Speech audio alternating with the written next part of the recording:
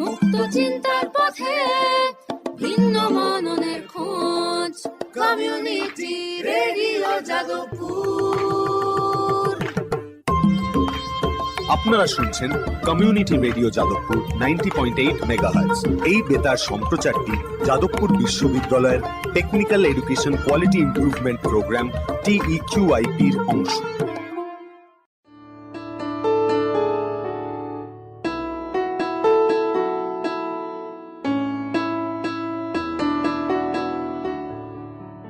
যাদবপুর বিশ্ববিদ্যালয় ও ইংল্যান্ডের স্যালফোর্ড বিশ্ববিদ্যালয়ের যৌথ উদ্যোগে আমাদের নতুন অনুষ্ঠান জিনের আলোয় দেখেছিলেন।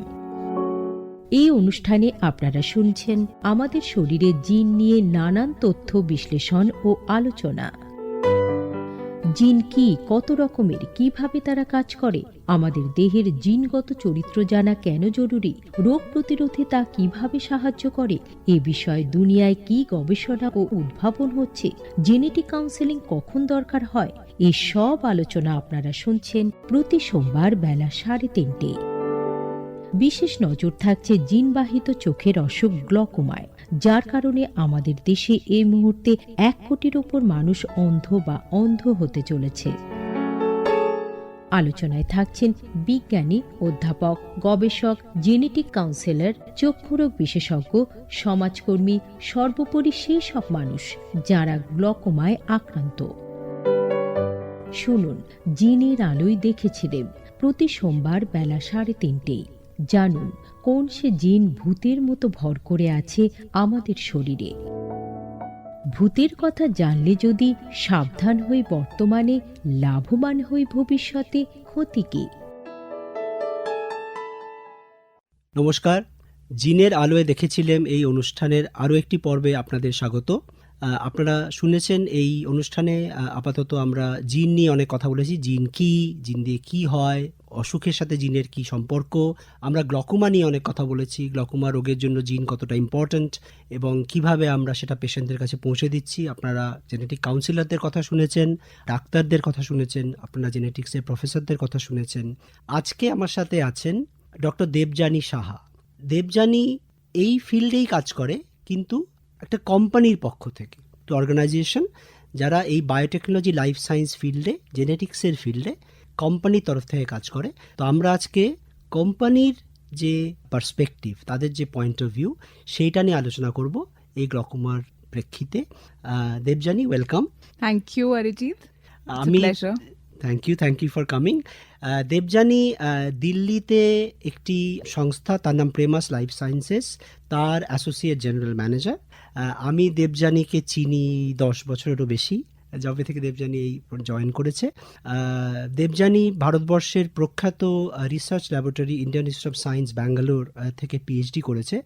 দেবযানী, আমি শুরুতেই জিজ্ঞেস করব, 10-12 বছর আগে বিশেষ করে Indian institute of science Bangalore থেকে যারা PhD করেছে বেশিরভাগ লোকই বিদেশে চলে যেত না, তো what made you choose working for a company in India? Thank you Arijit. First of all, আমার ভীষণ ভালো লাগছে যে এই প্রোগ্রামের সাথে অ্যাসোসিয়েট হতে পারছি। যখন আমি PhD শেষ করলাম তখন I was at A cross road, মানে আমার দুটোর মধ্যে থেকে একটা ডিসাইড করতে হতো। যেটা বিটেন ট্র্যাক সেটা হতো একটা পোস্টডক করতে বিদেশে যাও। জাস্ট PhD শেষ করার আগে আমি একটা 6 মাসের ডেজার্টেশনের জন্য ইউনিভার্সিটি অফ ম্যানচেস্টারে গেছিলাম, আর তাতে আমার ভীষণই ভালো এক্সপিরিয়েন্স হয়েছিল, because the research environment there and the PI there ভীষণই, he made it very comfortable for me to do my research there. তো it was a good experience. কিন্তু আই অলসো নিউ কি এই through the process of elimination কি এই ফিল্ডে হয়তো আমি অ্যাজ এ রিসার্চার আমি বেঞ্চ ওয়ার্ক করে ইয়া ধরো এক্সপেরিমেন্ট করে খুব একটা I don't see myself in the long run. সেটা through the process of elimination বলতে পারো আমার ওই জিনিসটা হলো। আর আমার না আরেকটা ছিল কি আমার ল্যাবের থেকে অনেক আমার সিনিয়র্স ইন্ডাস্ট্রিতে শিফট করে গেছিল। আচ্ছা, তো ওরা আমার বেঞ্চমার্ক ছিল। তো when I started talking, কেন কি আমার ওই পয়েন্ট অফ টাইমে I was thinking of what I can do beyond my PhD and how I'm going to craft my career. তো তখন ওদের সাথে অনেক কথাবার্তা হলো, ওদের এক্সপিরিয়েন্স কিরম হচ্ছে ইন্ডাস্ট্রিতে।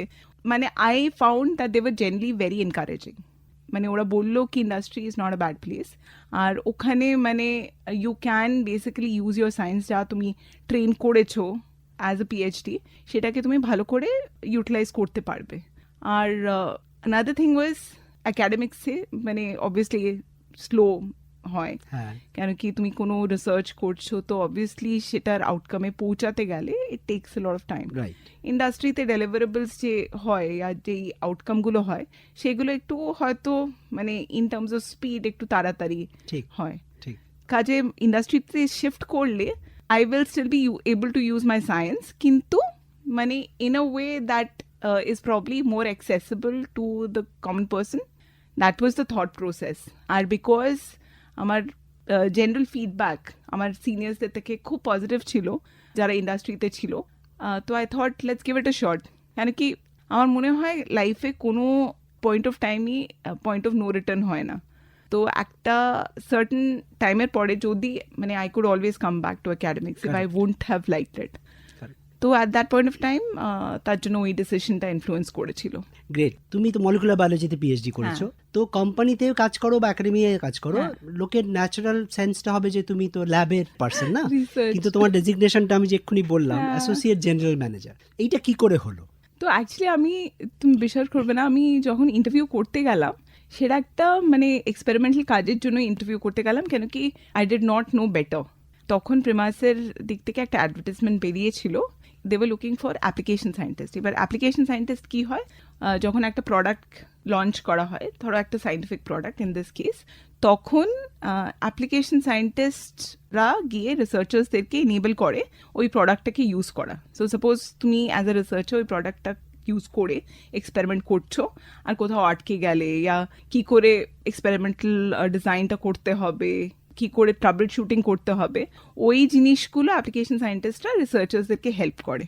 এবার ওটার জন্যই ইন্টারভিউ করতে গিয়েছিলাম, কিন্তু আমার যে এমডি আমার সাথে ইন্টারাক্ট করে বলল কি তোমার যে পার্সোনালিটিটা you should utilise it for selling ideas, solutions etcetera, because you have a natural talent for convincing people কি একটা কোনো সলিউশনকে ইউজ করে একটা প্রোডাক্টিভ আউটকামে পৌঁছাতে পারবে।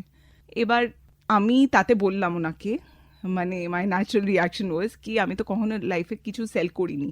তো হি ইজ লাইক কে বললো তোমাকে তুমি সেল করোনি? কেন কি অবভিয়াসলি সেটা হয়, মানে আমাদের মাথায় যখন একটা সেলিংয়ের কিছু কনসেপ্ট আছে, you think of people who are selling stuff to people in shops, ইয়া বাড়ি বাড়ি গিয়ে ইয়া যাই হোক। তখন হি সেড কি have you never sold an idea to your PI? তুমি নিজের গাইডকে অনেক সময় অনেক আইডিয়া হয়তো সেল করেছো, রাইট, সামথিং যেটা সে বিলিভ করেনি at that point of time, আর তুমি ওনাকে কনভিন্স করেছো, তো সেটা তো আলটিমেটলি সেলিংই হলো। ঠিক ঠিক। তো I said okay fine, that makes sense. And I think like I said I did not know better, so because he had a certain amount of experience, I kind of chose to believe him. And definitely you are enjoying it, কারণ তুমি আছো এই রোলে। exactly. তো মানে there was no looking back actually from that day. তাহলে একটু এবার আমাদের বলো, এই যে তোমার যে অর্গানাইজেশন যেখানে তুমি প্রথম থেকেই আছো আফটার পিএইচডি, প্রেমাস লাইফ সায়েন্সেস, সেটা সম্বন্ধে যদি একটু বলো, এটা কোথায় অপারেট করে, কত বড় কোম্পানি ইত্যাদি। So Premas Life Sciences, basically it originated as the parent company called Premas Biotech. তো এটার বেসিক এইমটা ছিল two manufacture proteins which were difficult to express. So express those proteins, মানে সেই প্রোটিনগুলোকে এক্সপ্রেস করা in living systems. It could be a bacteria, it could be yeast. আর সেই প্রোটিনসগুলোকে upscale করে সেটা global Pharma কোম্পানিজদেরকে বিক্রি করা, মানে অনেক বেশি কোয়ান্টিটিতে কি করে বানানো যায় এক্স্যাক্টলি ওই প্রোটিনগুলোকে, আর যেগুলো গ্লোবাল ফার্মা কোম্পানিজ বেসিক্যালি ওগুলোকে ইউজ করতে পারে। So it's like think of it as a cloud kitchen. হ্যাঁ, আমি আগে শ্রোতাদের বোঝার জন্য বলে দিচ্ছি যে যেমন ধরো ডায়াবেটিস হলে ইনসুলিন নিতে হয়, তো সেই ইনসুলিন তুমি কোথা থেকে বানাবো, তো সেটা আমরা ল্যাবে বানাতে পারি বাল্ক অ্যামাউন্টে, যাতে যারা কোম্পানিরা তৈরি করে তাদের কাছে পৌঁছে। তো এরকম ধরনের প্রোটিন তৈরি করতে, ইট কুড বি অ্যান অ্যান্টিবডি। এই যে ধরো ভ্যাকসিনেশন, মানে রিসেন্টলি কোভিড, আমরা সবাই মানে we were like literally pulled down by the epidemic of Covid. এবার কোভিডে vaccination was what really save so many people.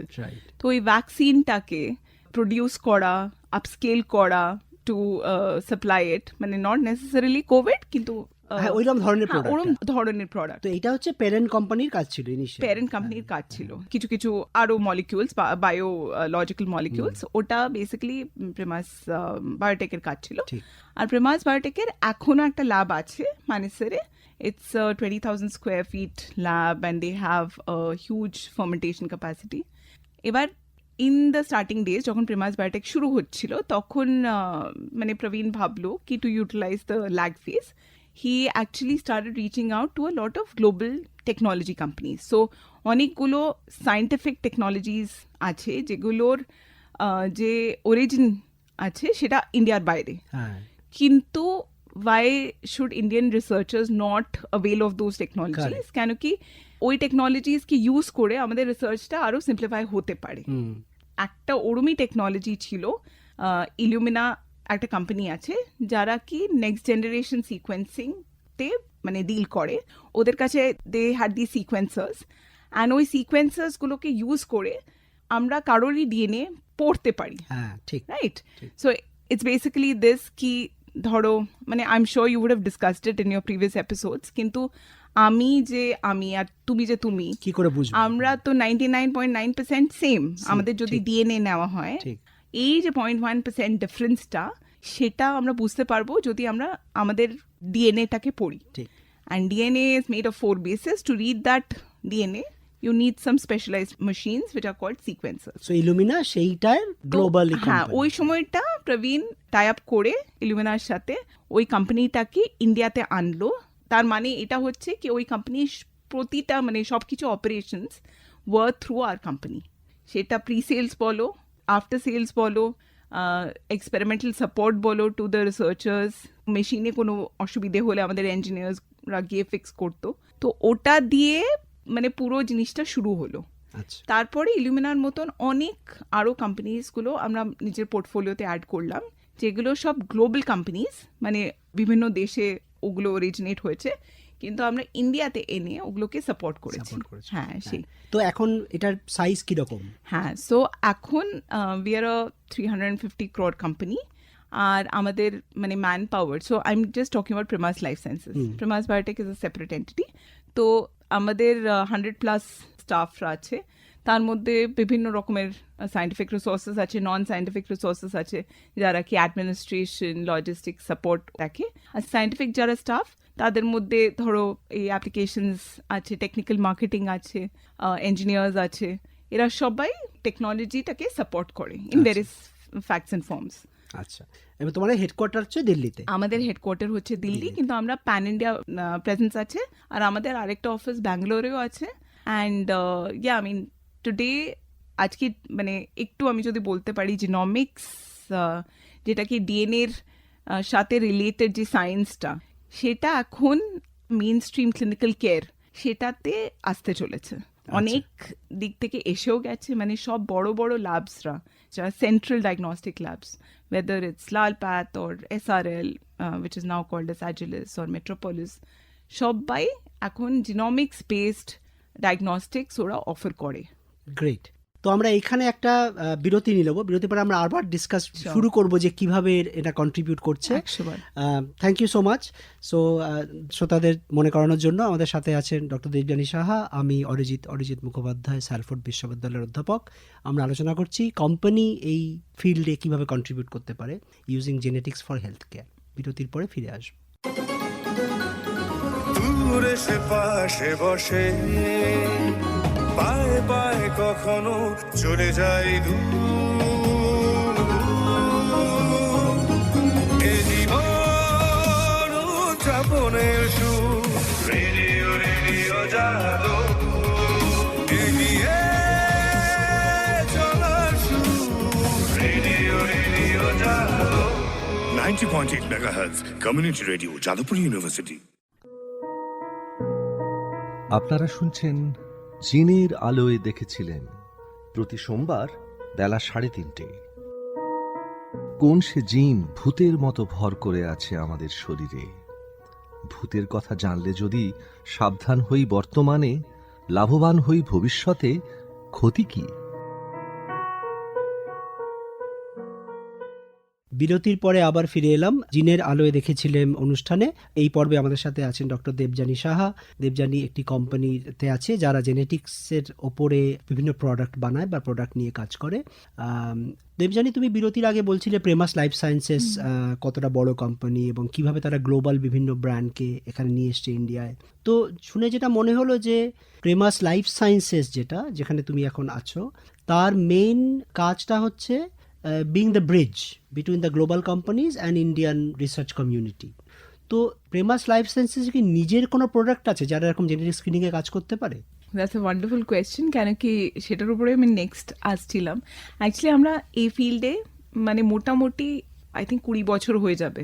তো somewhere down the line we realised কি the only way you can make genetics or genomics accessible to the common person is to reduce the cost. কেন কি এখনও তুমি যদি একটা genetic টেস্টের cost দেখো, সেটা মোরলেস টু দ্য কমন ম্যান এটা খুব একটা মানে অ্যাফোর্ডেবল নয়, রাইট? আর স্পেশালি ইন্ডিয়াতে যেখানে তুমি ইন্স্যুরেন্স তো লিটারালি মিনিস্কিউল, আর most of the medical expenses are pay out of pocket, আর ডায়াগনস্টিক্সের জন্য তোমাকে কেউ ইন্স্যুরেন্স দেবেও না।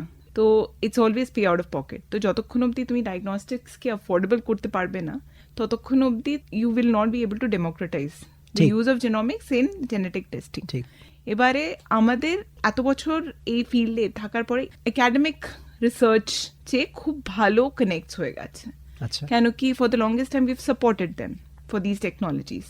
তো we also figured that there is a gap in the market, যেখানে there aren't too many Indian players যারা কি এই টেস্টগুলোকে আনছে মার্কেটে। Most of it is imported, বিদেশের কোম্পানিরা এই টেস্টগুলো বানায় আর আমরা বেসিক্যালি ইম্পোর্ট করে ওগুলোকে অফার করছি, রাইট? তো দের আর two components two a genetic test. একটা হচ্ছে সিকোয়েন্সিং মেশিনটা।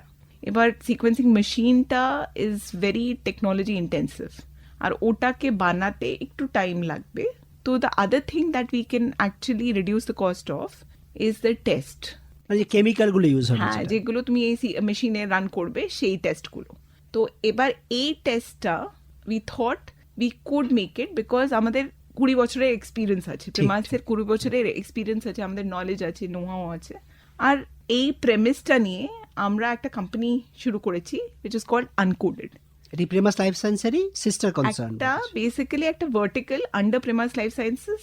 As of now it's a part of Premas Life Sciences, and hopefully we'll be able to hive it off into a new company. So the basic premise with Uncoded was কি আমরা এটার মধ্যে এরকম test বানাবো যেটা it could be across disease type, আর সেগুলো আমাদের genetic টেস্টকে একটু অ্যাফোর্ডেবল বানাবে। আচ্ছা, আরেকটা যে প্রবলেম হচ্ছে কি a lot of the tests which are available commercially সেগুলো ইন্ডিয়ান জেনেটিক ডেটার উপরে নয়, ঠিক, সেগুলো বেসিক্যালি ককেশিয়ান या ইউরোপিয়ান ডেটা, জিনোমিক ডেটার উপরে। although আমাদের কান্ট্রি 1/7 অফ দ্য ইন্ডিয়ান মানে দ্য ওয়ার্ল্ড পপুলেশন কন্ট্রিবিউট করে, কিন্তু তুমি যদি জিনোমিক ডেটার কন্ট্রিবিউশন দেখো, ইন্ডিয়ান ডেটা সেটার মধ্যে হয়তো 0.2% হবে। ঠিক, তার জন্য আমরা এটাও চাইতাম কি আমরা যেই টেস্টগুলো বানাবো সেগুলো ইন্ডিয়ান ডেটার উপরে বেসড হবে আর তো ভ্যালিডেট হবে on Indian samples.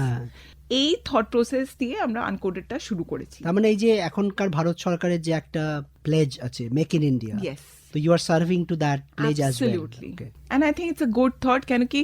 That is the only way you can actually make these tests affordable. And like I said, Kanuki, আমাদের researchers দের সাথে ভালো connections ছিল. There's a lot of work that has happened in our Indian research labs যেগুলো আমরা মার্কেটে আনতে পারি potentially. তো আনকোডেডের এই 2-3টে মডিউল হচ্ছে যাতে কি আমরা টেস্ট বানাই। একটা হচ্ছে যেটা আমরা ইনহাউস রিসার্চ অ্যান্ড ডেভেলপমেন্ট করি, আরেকটা হচ্ছে যেটা বেসিক্যালি আমরা রিসার্চার্সদের সাথে টাই করে, যে ইন্ডিয়ান ইনস্টিটিউটসের যারা সব রিসার্চার্স আছে, suppose if it's an interesting piece of work, আমরা ওদের সাথে টাই আপ করে ওটাকে ধরো মার্কেটে আনতে পারি আফটার অফকোর্স সেট ভ্যালিডেশন। আচ্ছা, তার মানে আনকোডেডেই চলে যাই এখন আলোচনাটা নিয়ে, এটা মোর রেলেভেন্ট টু আমরা যেটা আলোচনা করছি। এখন আনকোডেড এরকম কতগুলো কিট বা প্রোডাক্ট কেমিক্যাল অ্যাফোর্ডেবল করার জন্য এখন আছে তোমাদের পোর্টফোলিওতে? তো আমাদের এখন অ্যাবাউট 8 to 9 প্রোডাক্টস অলরেডি আছে। আচ্ছা, যেটা কি ইনফেকশাস ডিজিজেস, অনকোলজি, যে কি ক্যান্সার, তারপরে জেনেটিক ডিজিজেস, এই 3টে সেগমেন্টকে কেটার করে। আচ্ছা, এখন তোমরা তো এই জিনের আলোয় দেখেছিলাম অনুষ্ঠানের যে মেইন ফোকাস আমাদের, যে আমরা গ্লকোমাটাকে আমরা কিভাবে জেনেটিক্স ইউজ করে আগে ডিটেক্ট করতে পারি এবং বেটার ম্যানেজ করতে পারি, সেটা নিয়ে আমরা আলোচনা করেছি অনেক এপিসোডে। তো তোমরা এই গ্লকোমার জন্য একটা কিট বানিয়েছো, অনেক ধন্যবাদ তার জন্য প্রথমত।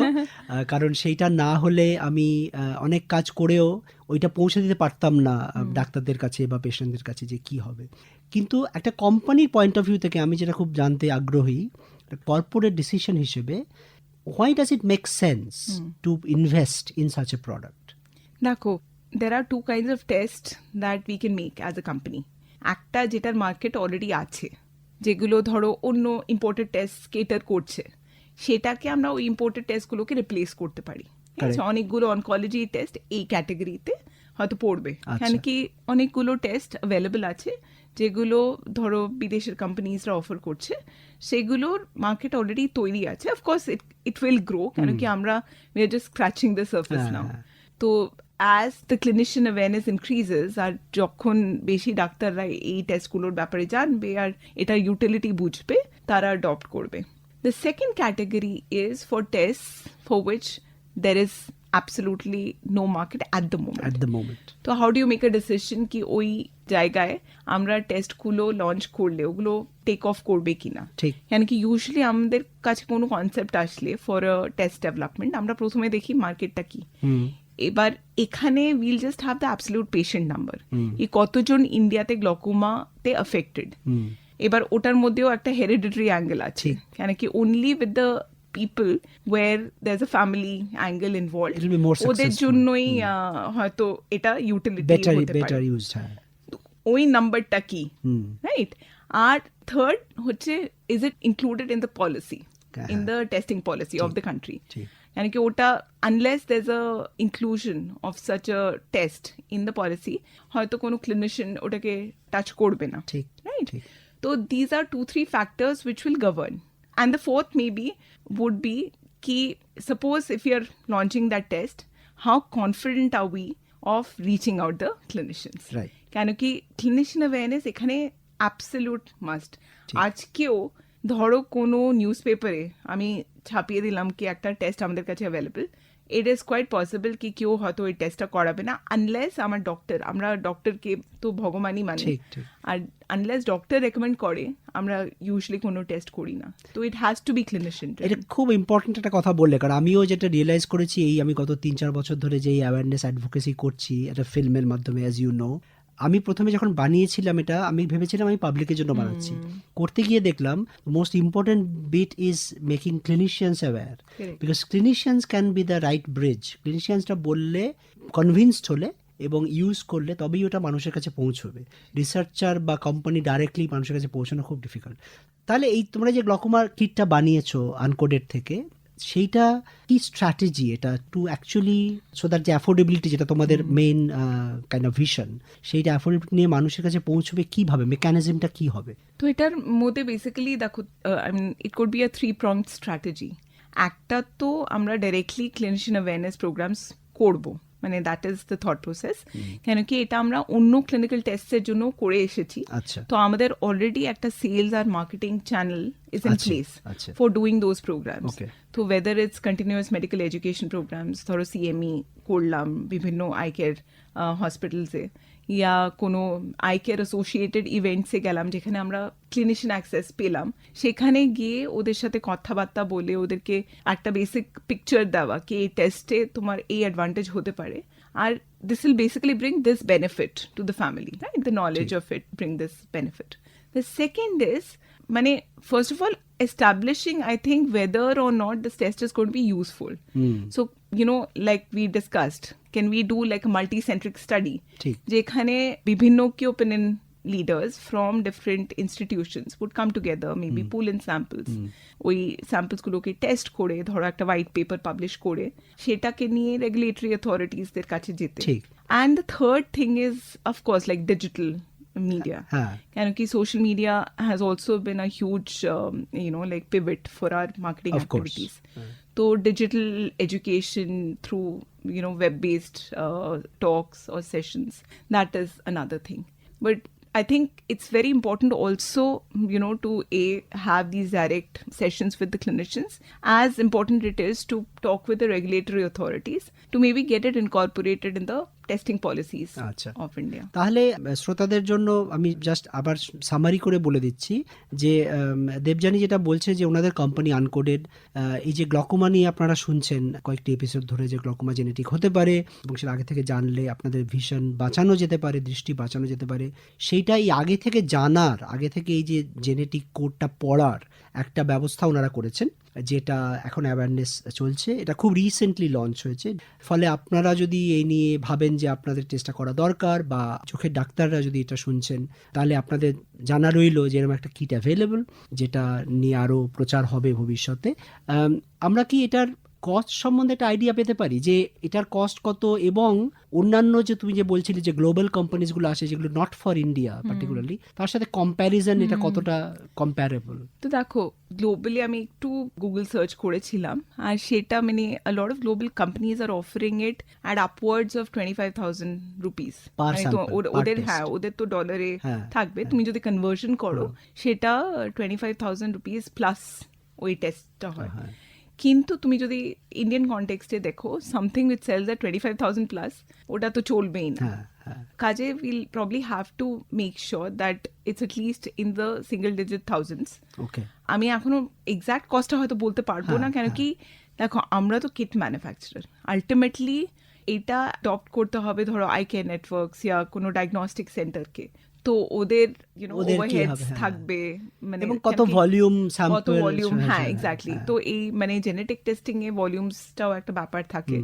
তাছাড়া যারা টেস্টিং প্রোভাইড করছে ওদের একটা man power, overheads, there are additional reagents used for the testing, কেন কি তোমার কিটের কস্ট একটা, তারপরে তোমার সিকোয়েন্সিং করার দরকার পড়বে, তো ওটার একটা কস্ট হয়। তো সবকিছু মিলিয়ে মানে it should definitely be sub 10,000, so that মানে there's a significant difference. হ্যাঁ, সেটাই ইম্পর্টেন্ট শ্রোতাদের জন্য। প্রথম কথা, গ্লকোমার কোনো স্পেসিফিক টেস্ট অ্যাভেলেবল নয়, ভারতবর্ষে তো নয়, গোটা পৃথিবীতেও খুব কমই আছে, এবং এটা অ্যাভেলেবল, কিন্তু যেটা অন্য টেস্ট যেটা অ্যাভেলেবল গ্লোবালি, সেটার থেকে এটার দাম অর্ধেকেরও কম। হ্যাঁ, তো সেটা ইম্পর্টেন্ট। এক্স্যাক্ট দামটা অ্যাজ দেবযানী সেড, ওটা ডিপেন্ড করবে। আমরা একদম শেষে চলে এসেছি এই পর্বের। Thank you so much. আমি সামারি করে দিচ্ছি একবার, যে আমরা জানলাম যে আমরা যে এতগুলো এপিসোডে শুনতে শুনতে এসেছি যে জেনেটিক্স কেন ইম্পর্টেন্ট, গ্লকোমার জন্য কেন ইম্পর্টেন্ট, কীভাবে আমরা জেনেটিক কাউন্সেলিং ইউজ করতে পারি, সব কিছু শেষে একটা প্রশ্ন থেকে যায় যে আচ্ছা সব তো বুঝলাম, আমি এবার টেস্ট করবো কি করে আমাকে, আমার ফ্যামিলিকে? তো সেই উত্তরটা দেবযানী এবং আনকোডেড নিয়ে এসেছে। অনেক অনেক ধন্যবাদ। তুমি কোনো কনক্লুডিং মেসেজ দিতে চাও টু দ্য কমিউনিটি, চোখের যারা অসুখের কথা ভাবছে বা ডাক্তারদের জন্য? না, নিশ্চয়ই। দেখো, সবচেয়ে ইম্পর্টেন্ট জিনিস হচ্ছে এইসব কিছুতেই ইনফরমেশন। যদি ধরো তুমি ইনফরমেশন পেলে, মানে there is some hereditary component and which is also actionable, যেটা উপরে অ্যাক্ট করা যায়। কিছু কিছু মিউটেশনস হয় যেখানে তুমি কিছু অ্যাক্ট করতে পারবে না, কিন্তু there are certain mutations যেখানে ধরো, or mutations when I say there are changes in the DNA, যেখানে তুমি যদি ওই ইনফরমেশনটা একটা স্পেসিফিক উইন্ডোতে পাও, তাহলে মানে তুমি কিছু ওরম রিমিডিয়েশন স্টেপস নিতে পারো যাতে কি তোমার ওই লং টার্মে ক্ষতি হবে না, রাইট? তো সেই জিনিসটা I think genetic testing that can provide an answer to that. ঠিক, আমরা এখানেই শেষ করছি। অনেক ধন্যবাদ Debjani. Thank you Arijit, thank you.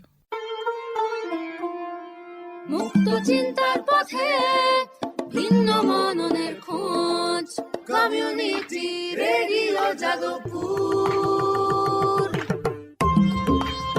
আপনারা শুনছেন কমিউনিটি রেডিও যাদবপুর 90.8 মেগাহার্টজ। এই বেতার সম্প্রচারটি যাদবপুর বিশ্ববিদ্যালয়ের technical education quality improvement programme TEQIP-র অংশ।